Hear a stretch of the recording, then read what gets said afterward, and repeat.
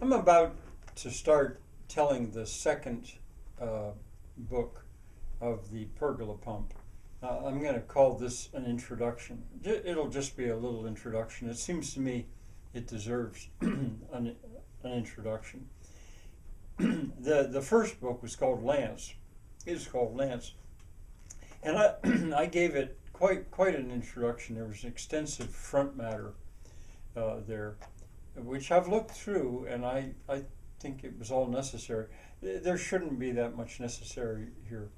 I used the metaphor of pregnancy when I explained that I had a story that was growing within me that I had to tell. And I'll return to that just long enough to say it's not like a human pregnancy. It's been a little bit more like a cat or a dog or a sow, in that I'm pregnant with a litter, not just one individual, but a litter.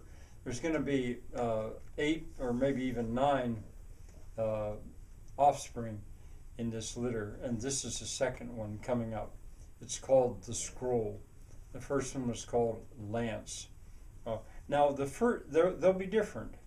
The characters are, many of the characters, all the characters really, in the first book are also in the second book. And there'll be a few more, not many. That first book, Lance, had a big job to do. I established in the telling, I established at least, I would say, 20 characters, all of which are important. Probably there's more than 20. I also established venues. There's, where does the story take place? Richland, North Virginia, the Moot Point, the Keg and Oyster, which was a sort of a restaurant down by the bay, the Ethno, that museum, and others as well. So it had a big job to do. Now Lance, the main character, has ridden his bike off. He's not gone for good, but he's done his principal well. Just in real quick summary, he arrived at death's edge, at the door of Violet Elanter Wessex, and Violet and her granddaughter managed to heal this bicyclist and get him back on the road, and he's heading home. You just, as I tell the second book, I'll try to touch on this stuff just a little bit to remind my listeners of what happened, but more importantly, I think to explain to them if they haven't listened to the first book. So there's that I wanted to tell. What else? This being an introduction, I ought to be able to, not casting a storyteller's spell here. I divided it into chapters. There were 80 chapters in the first book. I didn't know what to call them.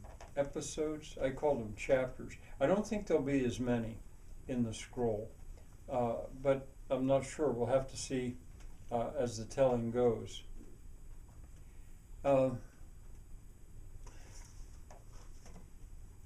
Now you're finally going to find out what, or at least you're going to be exposed to the word pergola and pump. The name of the whole novel is The Pergola Pump. And I think the one other thing I want to mention is that I'm not telling this story for fun or for fame, and certainly not for money.